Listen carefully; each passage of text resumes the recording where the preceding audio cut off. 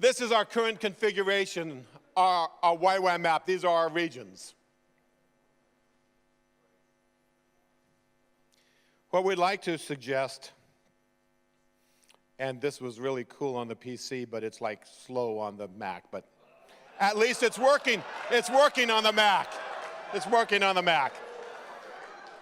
So we love all and every. As we are suggesting at this point that we're going to be moving to 74 areas. The areas I want to present to you today are illustrative. It doesn't mean that all of these borders have not been rigidly defined. There'll be an organic embrace and adoption and adjustments made to this. This has not been a process of a committee. This has been me and Jill and a couple trying to hear the passion that is in Lauren's heart and knowing that we need to find a framework just to stimulate us all to consider, how do we grow? In the new configuration, the smallest area would still have 17 omega zones. We're not taking that, adjusting or that any regions in that way. But the most omega zones in any region would be 84. That's a much closer approximation, okay? And the average size is 56. So it's about a third of the size that we currently have. So we'll be tripling our potential for leadership to rise and be identified and do apostolic initiatives. Our smallest population will still be 16 million, but our largest, instead of 1.6 billion, will be just a little over 200 million. Okay? So the average size, instead of being a $250 million, is a 1/10 of a billion. Still pretty big. Lots of room for growth in that, okay? No one's going to feel restricted. This tight space is too small for me. And so this is what those new areas could look like. It's a little different map. Let's look through them. These new YWAM areas, we're calling them areas, we're not calling them nations, because nations is a governmental term. And if you focus on the nation, you can have nationalism. We're not calling them provinces, that's also governmental. And you can have provincialism. And we're not calling them states because that's also governmental. You could have statism. You're not calling them regions because in different countries they call them territories, provinces, regions, oblasts, okrugs, Bundeslanden, regions, and you can have regionalism. But we're going to call them areas because nowhere is there areaism. It's not a term that is used by any government in the world. It's a non-governmental language. So we're going to adopt that, okay? And so what we're going to form are area circle teams, acts, obeying God's call to see his acts established among the nations. How do you like that? Okay, so I'm going to just take you on a quick journey around the world, 27 regions and what they will look like, and now it's 74 areas, and then Jill's going to come on. And we're running late, so I'm going to do this fast. But don't worry, you'll be able to download this from however they're sending stuff out afterwards, okay? So North America is 93 omega zones, looks like that. It'll become 2 areas, probably something like that, okay? Mexico, Central America, and Caribbean. Again, this is suggestive, friends. No one's doing this abrasively or sharply. But we're figuring out, what do we need to do to grow? What could it look like? There are 110 omega zones here, over 200 million people. It looks like this. It could easily become 2 acts. Look something like that. South America, the northern cone, 87 omega zones. That's where we have, from every one of you are here, right? Ricardo, this is where you're from.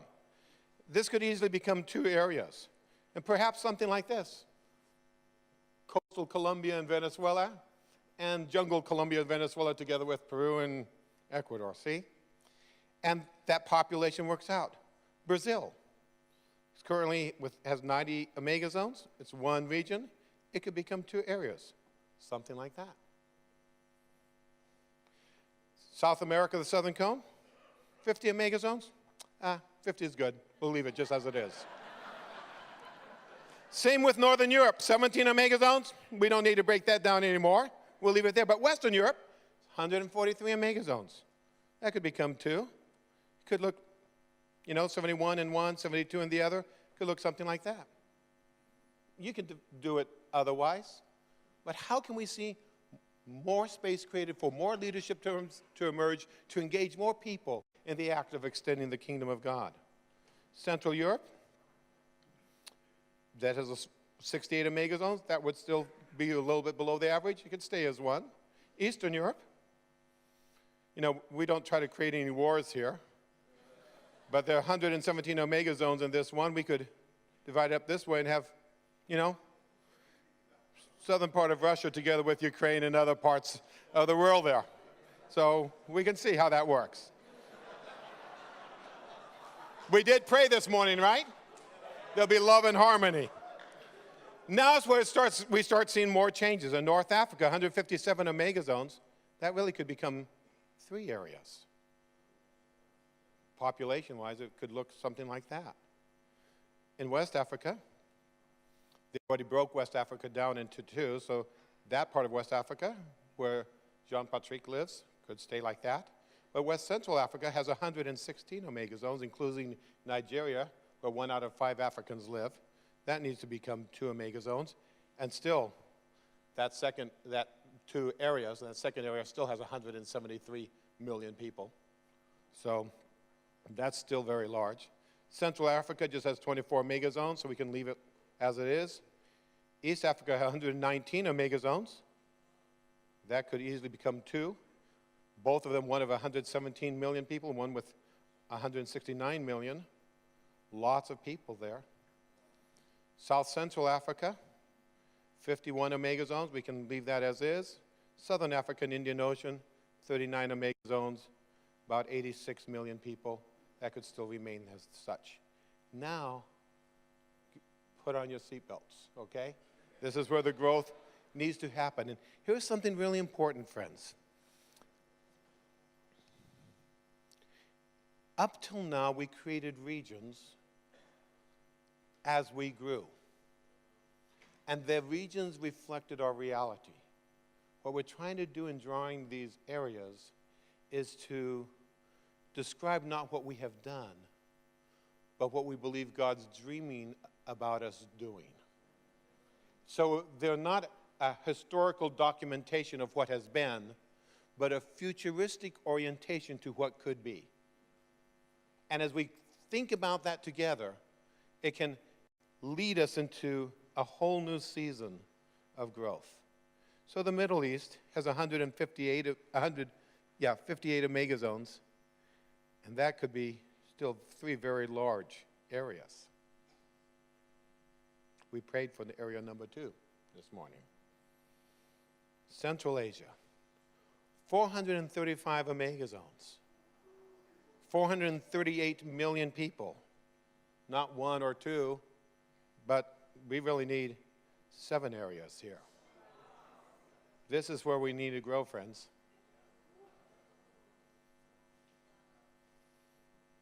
North India, 198 omega zones. If you look on a map of the world, it looks like a very small area in the whole, but just loaded with amazing people.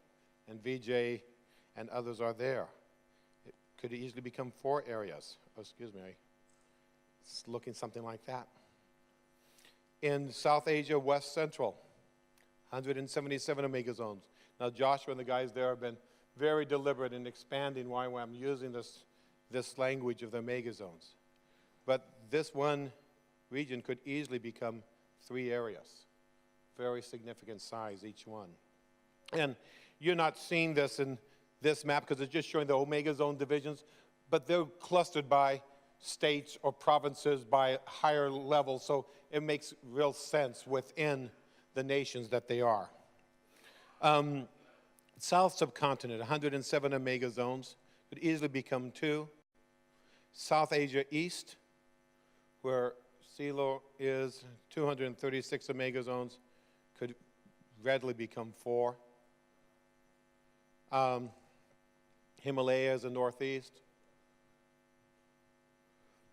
could easily become 2. Then you ready for this? East Asia, 971 omega zones, 1.6 billion people, could easily become 14. And it would still be among the largest areas in the world that look like this. Friends, when we are talking about, it's not just for pageantry. This is where the future lies.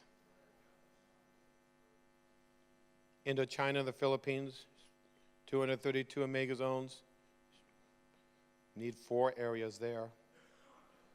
Southeast Asia and Australia, 244 omega zones. Need 4 there as well. And the Pacific, with its 26 omega zones, that's just fine for 1 area. We just need 40 more ships.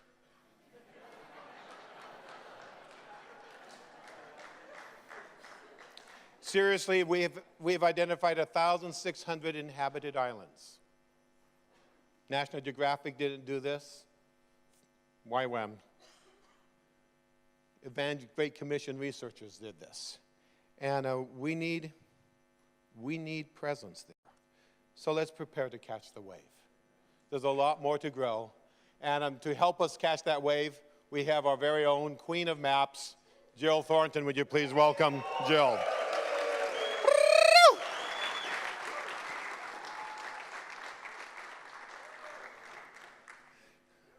I have a little PC. She has the Ultra PC. Let's see, the beast. Let's see if the beast works. I'll hold this. Do you want to hold that?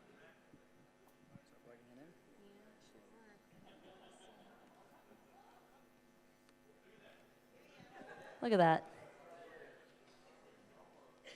Where's my mouse?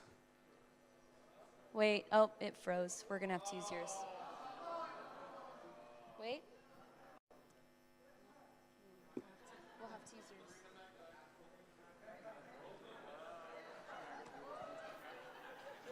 Yeah.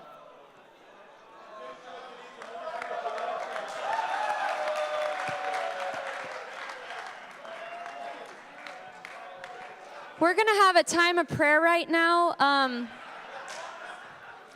We need to have some reconciliation between the Mac people and the PC people. So if you could just turn to someone right now.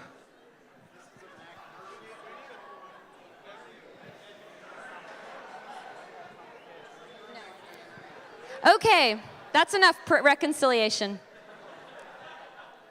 I have to tell you, while Buddy is so graciously setting this up, that I normally like to dress a little bit nicer when I know I'm going to be up on stage, but David convinced me to wear my Map Girl t-shirt. If you haven't seen it, it says the Magnificent Map Girl. Somebody found this at a cartographer's conference and said Jill has to have this shirt. And just so you know, it was a secular conference, but Magnificent Map Girl is saying, without maps, these poor souls will be lost.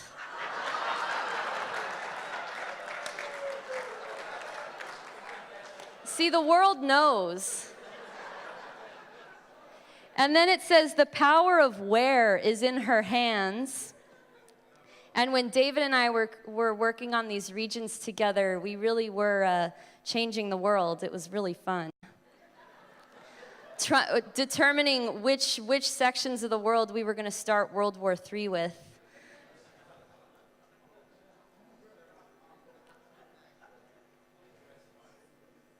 Great. Thank you.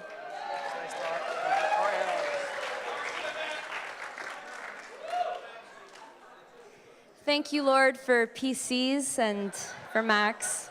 Together, they're going to change the world. Together. All right. I'll make this quick since we're behind on time. But 4K, anybody here heard of 4K? Good. Well, we are our own little people group in the world. Missions cartographers in general, we're a very small people group. Very, very, very specialized. I loved when Cal very modestly said, our team is growing, we're at about 70 staff. Well, 4K is growing. Our Kona cartography department doubled in size this year. We got one new cartographer last month, so we just went from one cartographer to two. If anybody else has had double their staff this year, just raise your hand. Okay. Awesome. If you need prayer, I will lay hands on you for that. So just let me know. Some things to mention about what's going on in 4K right now. First of all, how about the people who are using 4K in their ministries, in their initiatives? I know who you are. Can you just stand up? Like Ariel and CeeLo and Martha and Brett and all you guys. I want you guys to look around the room right now, okay? These are our pioneers in 4K. They're using the Omega Zones and what they're doing, really, really strategizing. And we're trying to serve them the best that we can with our framework. I'm going to show you just a few things, but first of all, I'd like to announce that as of this summer, we have our very newest Omega Zone version, 2013.2a. If you don't know what that means, if you have ordered a big floor map, you could go look up in the corner and see what version that is. This is our newest version, the newest populations attached to the Omega Zones. We did add some Omega Zones to the world. So we were at 3,955. We've moved up to 4,175. Most of those were in Iran, Pakistan, and Indonesia, places that really needed a lot more Omega Zones. Places like Aceh, provinces up in Iran. Very, very needy places. A few changes here and there to other nations. A lot of people always ask us, do your Omega Zones stay the same or do you change them? We don't change the whole world at once. We just do a few countries here and there every year or two where populations have changed, where gospel access status has changed. So everything we're publishing from here on out has our newest Omega Zones. This takes a lot of hard work from our entire team. So we're really excited to announce this. Yeah, exactly. You know? It's not feeding blind orphans, but it's getting people to do those things, right? We're trying to get you to those places. I can't tell you how frustrating it is to write a newsletter to my supporters. I just spent 20 hours this week editing an Excel spreadsheet. It's all very, very exciting work in the 4K department, but we do it to serve you so that you can use the framework to go to the nations, okay? Second big thing, and you know, I know what it's like to hear big vision, but I'm just going to tell you this is the truth. First time in human history, we got to merge the people groups with the Omega Zones. So if you've always been using people group language, you now don't have to come up and tell me, I use people group language, I don't care about the Omega Zones. Well, we need to know where those people groups are. We need to know what's going on in the places that they're living. So we just found out a few months ago, I got an email from a cartographer at International Missions Board. He contacted us and he said, hey, I'd love to help 4K in my free time. And I said, don't you have like full-time work you do with IMB? He said, yeah, but I just love doing missions cartography and I just want to help you guys where you need it. And I was like, bless you. So he showed us some of the stuff he was working on. And for years, our team has been saying, all we need is map files showing the areas where people groups are. We've always had dots, but dots don't tell you where all Arabs live, right? One dot doesn't tell you where all the Pashtuns are in Afghanistan. So we've always said, if only somebody was working on this. Well, it turns out this guy's been working on it. We had no idea. So he showed me, and I said, could I please have a copy of that? And he was like, sure. And so he let me have it. I overlaid it with our Omega Zones. So now I can click on an Omega Zone and see every people group in that Omega Zone. Or I can click on a people group and see every omega zone that those people groups are in.